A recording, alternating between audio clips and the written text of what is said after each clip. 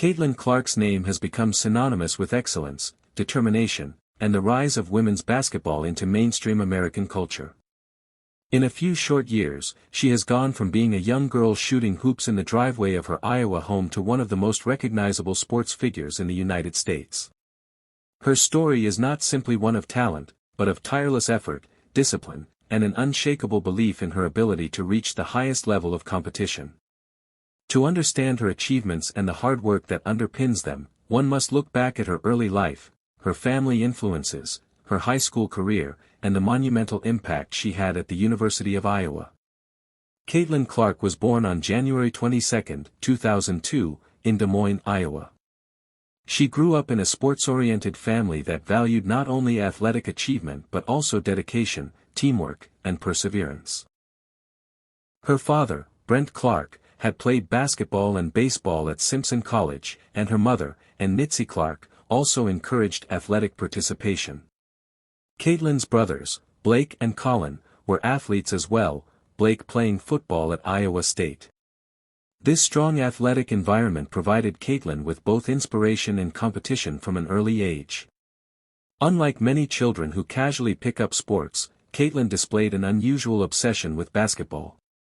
As a child, she watched endless highlight reels of NBA legends, idolizing players such as Stephen Curry, Kobe Bryant, and Maya Moore.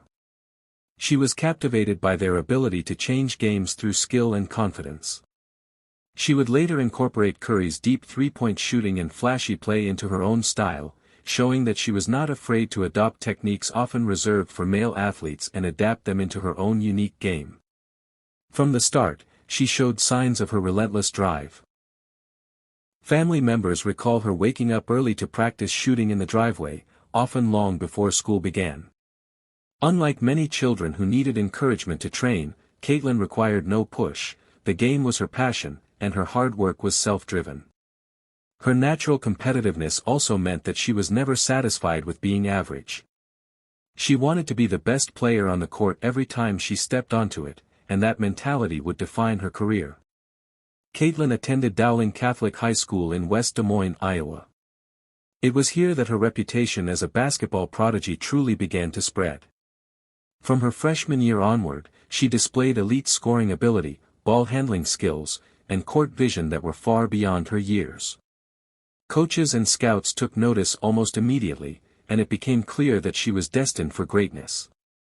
During her 4 years at Dowling, Caitlin put up jaw-dropping numbers.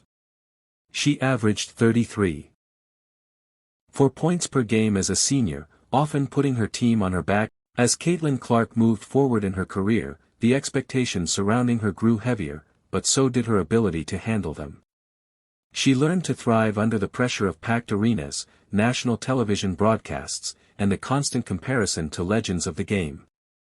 Every time she stepped onto the court, she carried not only her own dreams but also the hopes of young athletes who saw in her the possibility of achieving greatness regardless of obstacles.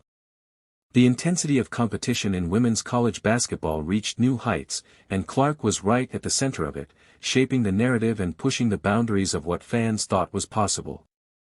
Her scoring prowess became legendary, but it was not just the points she poured in that set her apart, it was the way she orchestrated the game.